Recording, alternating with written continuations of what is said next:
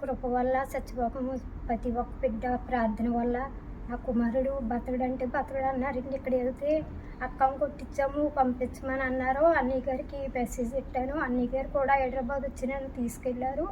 అయినప్పటికీ బిడ్డ చాలా ఈ 2 సంవత్సరాలు ఉందంటే కాపాడి ఈ రోజుని ఇక్కడ నిల్చున్నానంటే అన్నయ్య గారి ప్రార్థన వల్ల.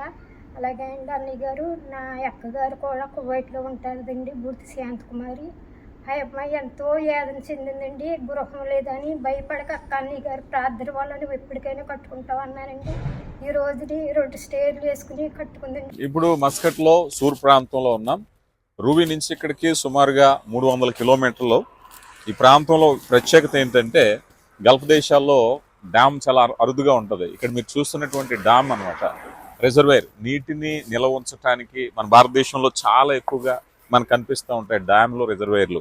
ఎడారి దేశంలో చాలా అరుదుగా ఉంటాయి కదా, అది మీకు చూపించాలనుకుంటున్నాను. ఇదే డ్యామ్.